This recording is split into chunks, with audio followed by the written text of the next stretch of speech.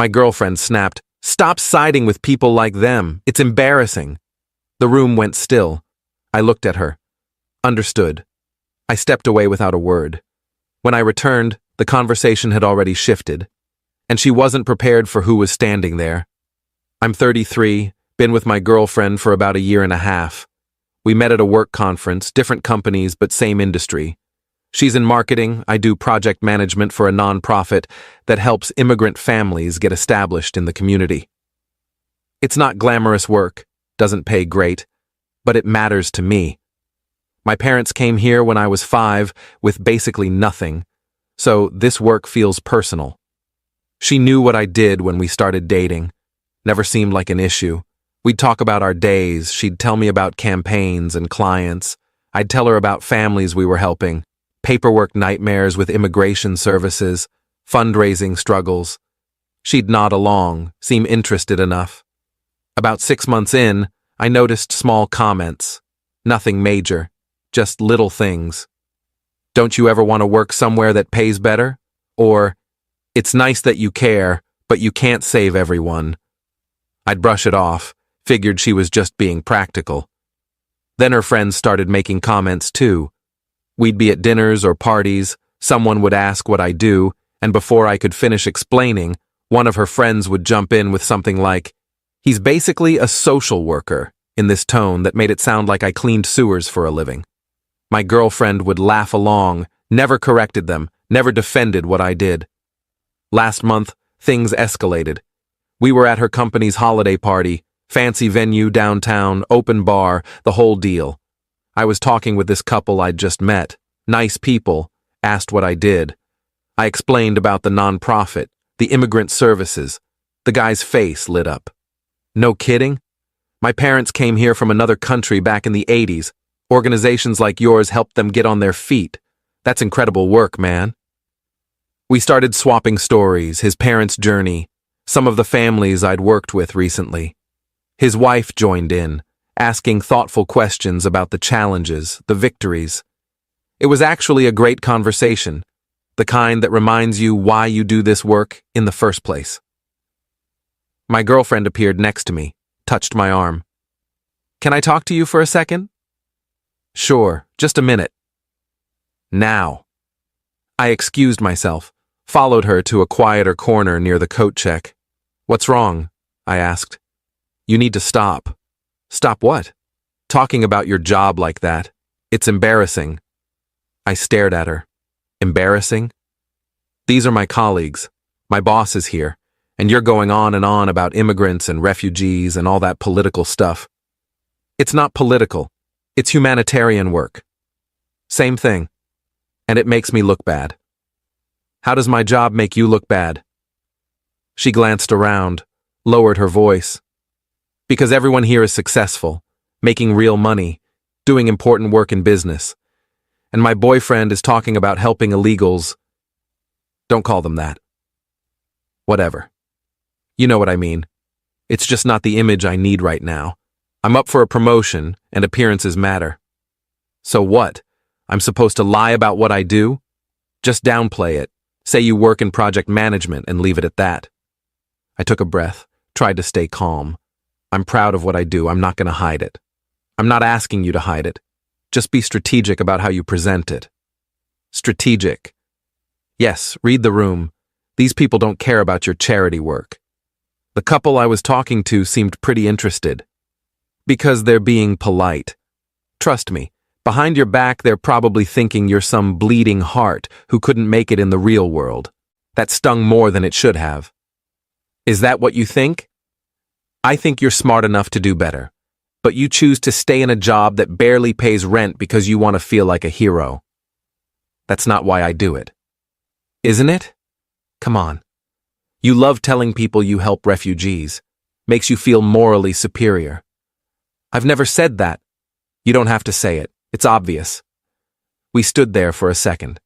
The party continued around us, people laughing, glasses clinking. I'm going to go back to that conversation, I said finally. Seriously? After what I just said? Yeah, they were nice people, and we were having a good talk. Fine, but don't come crying to me when you embarrass yourself. I walked back to the couple. They'd been joined by another person, a woman around my age who'd apparently overheard part of our previous conversation and wanted to ask about volunteer opportunities with the nonprofit. We talked for another 20 minutes. My girlfriend stood across the room with her work friends, shooting me looks that could have melted steel. I ignored them. When we got in the car to leave, she was silent. Fuming, but silent. We drove halfway home before she finally spoke. I can't believe you did that. Did what? Had a conversation? Ignored what I asked you to do. Made me look like an idiot in front of my colleagues. I didn't make you look like anything. I was talking about my job. Stop siding with people like them. It's embarrassing. The car went quiet. I kept my eyes on the road, hands tight on the steering wheel. People like them, I repeated. You know what I mean. No, explain it to me. People who are always playing the victim, expecting handouts, coming here and taking advantage of our system. I pulled over, just stopped the car on the side of the road, put it in park. Get out, I said. What? Get out of my car. Are you insane? We're 20 minutes from home. I don't care. Get out. I'm not getting out. Then sit there quietly until we get home, because I don't want to hear your voice right now. She crossed her arms, stared out the window. We drove the rest of the way in silence. Update 1. I dropped her off at her apartment. Didn't go inside, didn't say goodnight. Just waited until she got to her door, and then drove home. She texted me about an hour later. I think you overreacted. I didn't respond. Can we talk about this like adults? Still didn't respond. Fine. Call me when you're ready to apologize. I blocked her number. The next morning, I woke up to 17 missed calls from her, all from a different number. A bunch of texts, too, ranging from angry, "You're acting like a child," to manipulative, "I can't believe you're throwing away our relationship over one argument," to straight-up gaslighting. "I never said anything wrong, you're twisting my words." I didn't respond to any of them. Went to work, had a regular day. We were helping a family from the Middle East navigate the school enrollment process for their kids, setting them up with English classes, connecting them with community resources. The mom cried when we told her we'd found her a job interview at a local bakery. The dad shook my hand about 15 times. Days like that remind me why I do this work, why it matters, why I'll never be ashamed of it. That evening, my girlfriend showed up at my apartment. I'd been half expecting it, but it still caught me off guard when I heard the knock. "We need to talk," she said when I opened the door. "I don't think there's anything to talk about." Really? You're just gonna end things because I made one comment you didn't like? It wasn't one comment. It's been months of you and your friends disrespecting what I do. But calling the people I help people like them in that tone? That was the final straw. I didn't mean it like that. Yes, you did. And you know what? I don't think you're a bad person. I think you've been surrounded by people who've convinced you that success is only measured in salary and status. But I can't be with someone who looks down on the most vulnerable people in our society. I don't look down on them. You called them illegals. You said they were playing victim and taking advantage. Those aren't neutral statements. Those are judgments. She shifted her weight, looked uncomfortable. Maybe I phrased it badly. You phrased it honestly. That's what you actually think. And that's fine, you're entitled to your opinions, but I can't date someone whose values are fundamentally opposed to mine. So that's it? We're done? Yeah, we're done. She stood there for another moment, like she was waiting for me to change my mind. When I didn't, she turned and left. I felt surprisingly okay about it. Not happy, not relieved exactly, but at peace with the decision. Update 2. 3 days later, her best friend called me. I'd met her a few times, always got a weird vibe from her, but tried to be polite. "You really hurt her, you know," she started. "I'm sorry she's upset, but we weren't compatible." Because she made one comment? That's pretty dramatic. It wasn't one comment. And even if it was, it revealed something about her character that I can't overlook. Her character? She's one of the most generous people I know. Generous to people like you, maybe. But she showed no compassion for the people I work with. Called them embarrassing. That tells me everything I need to know. You're taking this way too seriously. She was just venting, trying to help you understand how things look in her professional world. I understand perfectly. Her professional world values appearance over substance, money over humanity. I don't want to be part of that world. Wow. Judgmental much? I'm stating facts based on what she said and how her friends act. If that sounds judgmental, maybe look at why. She hung up on me. 2 days after that, I got a text from my girlfriend, ex-girlfriend, from yet another number. I'm at a dinner downtown. Can you please come? I need to talk to you. No. Please, it's important. Just 30 minutes. No. I'm with my parents. They want to meet you. That was new. She'd mentioned her parents before, but we'd never met. According to her, they lived a few hours away, didn't visit often. Why would I meet your parents when we're broken up? Because I didn't tell them we broke up. They're only in town for tonight. Please, I'll explain everything. Just come. Against my better judgment, I went, told myself I'd stay for one drink, be polite to her parents, and leave. The restaurant was one of those upscale places with dim lighting and small portions. Found her at a table near the back with 2 people I assumed were her parents. There he is! She stood up, hugged me like nothing was wrong. I didn't hug back. Her dad stood, shook my hand, firm grip, friendly smile. Good to finally meet you. We've heard so much about you. Her mom waved me into a seat. Sit. We just ordered appetizers. I sat, glanced at my ex. She avoided eye contact. So, her dad started. She tells us you work with a non-profit? That's wonderful. What kind of work? Before I could answer, my ex jumped in. Project management, mostly. Pretty standard stuff. I looked at her. She looked at her menu. Actually, I said, turning back to her dad, I work with immigrant and refugee families, help them navigate the system, find resources, get established in the community. Her mom's face lit up. Really? That's incredible. We need more people doing that kind of work. My ex's face went pale. My mother came here from another country when she was 15. Her dad continued. Didn't speak English, had nothing. A community organization helped her family get on their feet. Changed her entire life, changed my life by extension. I felt something click into place. Your grandmother was an immigrant? Still is, her mom said with a laugh. She's coming to visit next week, actually. Lives about an hour from here now. Refuses to move any closer because she likes her garden. I looked at my ex. She was staring at her plate, face flushed. That's amazing, I said. I'd love to hear more about her story. Her dad launched into it. His mother, my ex's grandmother, had come over at 15 with her parents and 3 siblings. They'd lived in a tiny apartment with another family, worked factory jobs, saved every penny.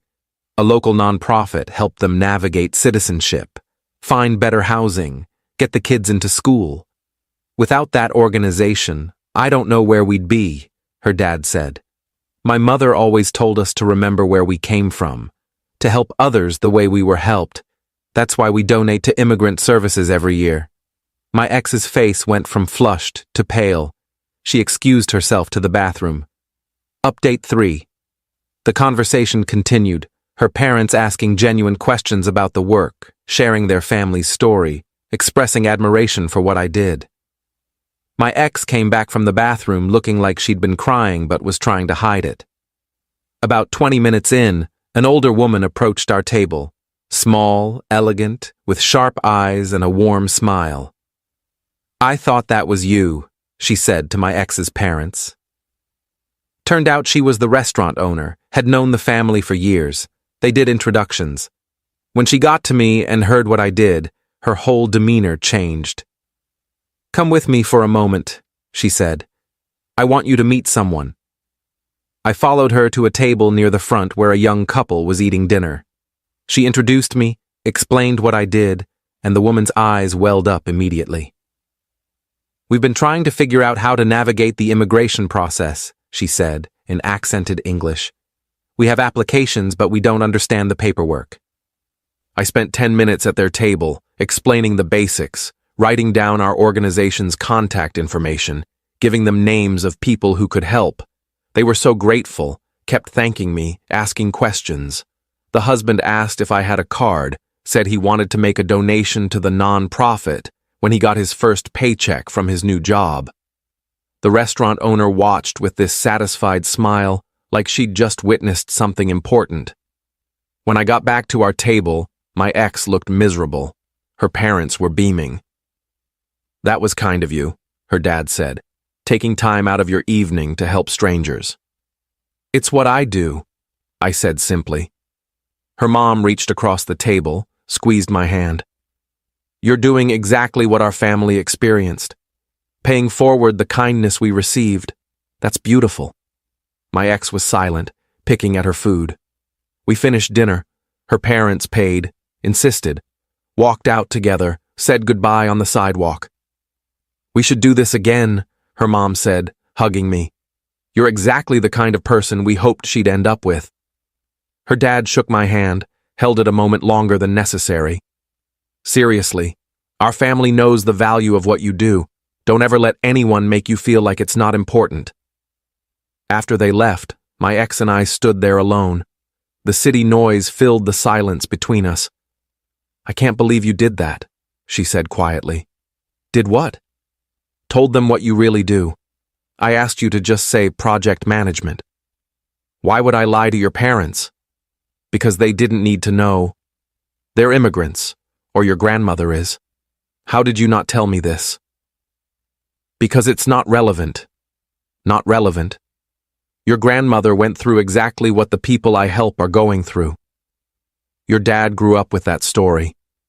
And you're embarrassed by people like them? She looked at the ground. People like them, I repeated. You were talking about people like your own grandmother. That was different. She came here legally. So do most of the people we help. And even if they didn't, they're still human beings deserving of dignity and respect. You're twisting everything. I'm seeing everything clearly for the first time. You're ashamed of your own family's history. That's why you never told me.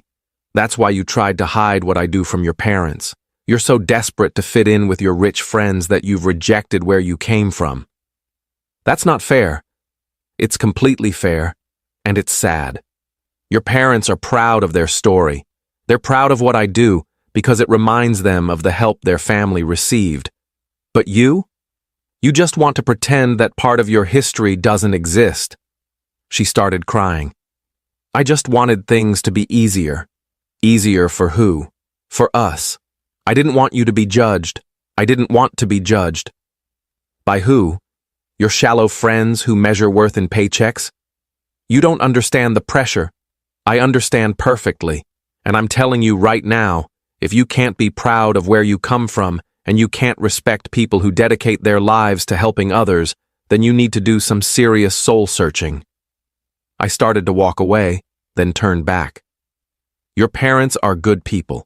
Your grandmother sounds incredible.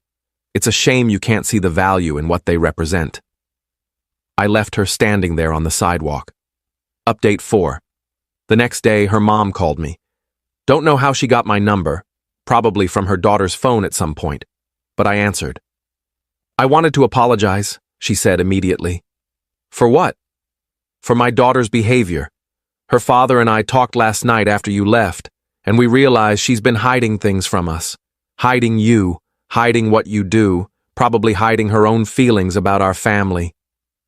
You don't need to apologize. I do. We raised her better than this. When I heard what you do, I was so happy. Thought she'd finally found someone who understood the value of helping others, someone who had values that aligned with how we raised her. But apparently, she's been treating you poorly because of it. You really don't have to. Her grandmother wants to meet you. Can you come to dinner this weekend? Just you, not her. She's not invited until she sorts herself out and figures out who she wants to be. I didn't know what to say. That's really generous, but No buts. We'd love to have you. Hear more about your work, introduce you to some people in our community who might be able to help with funding or resources. My mother-in-law has lived through what your clients are living through. She wants to support your organization. That would be amazing. Thank you. Good. Saturday at 6. I'll text you the address. She hung up before I could say anything else. I sat there for a long time, thinking about how weird life is sometimes. How you can date someone for a year and a half and not really know them at all. How their family can end up being exactly the kind of people you hoped they were, while they've been hiding from everything those people represent. That Saturday, I drove out to their house. Nice place, not mansion level, but comfortable. Upper middle class, well-maintained, welcoming. Her grandmother answered the door. Tiny woman, barely 5 feet, with these sharp, intelligent eyes and a smile that made you feel immediately at ease. "You're the one helping people like I was helped," she said, taking my hand in both of hers. Come in. I want to hear everything." The dinner was incredible, not just the food, though that was amazing, but the conversation. Her grandmother told me stories about coming here, the struggles, the people who helped, the determination to build a better life. Her parents asked detailed questions about the nonprofit, took notes, talked about connections they could make. "We have friends who run a foundation," her dad said. "They fund exactly this kind of work. Let me introduce you. And my church has been looking for a community service project," her mom added. "We could organize donation drives, volunteer days, fundraising events." By the end of the night, I had 3 potential major donors lined up, a church partnership in the works, and an invitation to speak at a community event next month. Her grandmother walked me to the door when I left. "My granddaughter is a fool," she said bluntly. I heard what happened, what she said. She's forgotten where she comes from, and that's the worst thing a person can do. I think she's just trying to fit in. Fit in with who? People who would look down on her own grandmother? That's not fitting in, that's selling out." She patted my hand. "You're a good man. Keep doing what you're doing. Don't let anyone make you ashamed of helping people." I drove home that night, feeling lighter than I had in months. Update 5. My ex tried to reach out multiple times over the next few weeks, sent long apology texts, emails explaining how she'd been doing a lot of thinking, even showed up at my office once. I avoided her mostly, but eventually I let her say her piece. We met at a coffee shop, neutral territory. "I've been doing a lot of soul searching," she started, "talking to my parents, my grandmother, hearing what they think of me, of how I've been acting. It's been rough." I can imagine. "You were right about everything. I was ashamed of my family's history, not consciously maybe, but deep down. I wanted to be seen as someone who came from money and success, not struggle. And that shame made me cruel to you, to the people you help, to my own family in a way. I appreciate you saying that. I'm working on it. Going to therapy, having tough conversations with my parents and grandmother, trying to understand why I felt the need to distance myself from where I came from. My therapist thinks it's about insecurity, about feeling like I had to constantly prove I belonged in spaces where people had generational wealth. That makes sense. My grandmother told me about her first years here, the poverty, the discrimination, how people would spit on them for speaking another language. She said the worst part wasn't the hardship, it was when her own grandchildren, meaning me and my siblings, acted like they were better than the people she used to be. She started crying, real tears this time, not the manipulative kind from before. I've been a terrible person. To you, to my family, to everyone you help, and I don't know how to fix it. Start by being honest, with yourself, with others. Stop trying to be someone you're not. Your family's story is powerful. It's nothing to be ashamed of. Is there any chance? Do you think we could try again? I'd known this question was coming. Had thought about my answer for days. No. She nodded slowly, like she'd expected it. I figured, but I had to ask. I think you need time to figure out who you are without worrying about what your friends think or how you're perceived. And honestly, I don't think I could trust you again, not after what you said. I understand. She wiped her eyes. For what it's worth, I hope you find someone who appreciates what you do, who sees it as the gift it is. Thanks. We parted ways there. I haven't heard from her since. Final update. That dinner with her family was 4 months ago now. The connections they made for me have been incredible.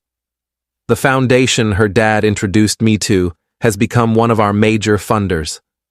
Her mom's church has organized 3 donation drives and sends volunteers every month. Her grandmother started a scholarship fund specifically for immigrant students, managed through our organization. I see her family regularly now. They invite me to dinners, community events, holiday celebrations. It's a little weird sometimes staying connected to my ex's family without her there, but they've made it clear they consider me part of their circle regardless of my relationship status with their daughter.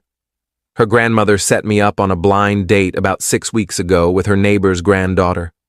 Kindergarten teacher, volunteers at a community center on weekends, speaks 3 languages. We've been on 6 dates so far. She came with me to a fundraiser last weekend, spent the whole night talking to the families we help, asking them about their stories, their dreams for their kids. Afterwards, she said, "This is amazing. What you do, what these families represent, it's everything I believe in." And I realized that's what I'd been missing with my ex. Someone who doesn't just tolerate what I do, but actively believes in it. Who sees the value without needing to be convinced or educated or shamed into it. I'm 33, dating someone new, and my nonprofit just had its most successful quarter ever. Her family's connections led to connections with other organizations, which led to a feature in a local magazine, which led to even more donations and volunteers. My ex apparently saw the article. Her mom mentioned she'd called, upset that I was in the news and she wasn't part of it. Her mom told her, "That's what happens when you're ashamed of the people doing important work. You miss out on being part of something meaningful." I don't think about her much anymore. When I do, it's mostly gratitude that I found out who she really was before we got more serious, before we got married or had kids. Better to learn someone's true values after a year and a half than after a decade. Someone asked me recently if I regret the relationship. I don't. It taught me what I won't compromise on. Values aren't negotiable. If someone can't respect the most vulnerable people in society, they won't respect you when you're vulnerable either.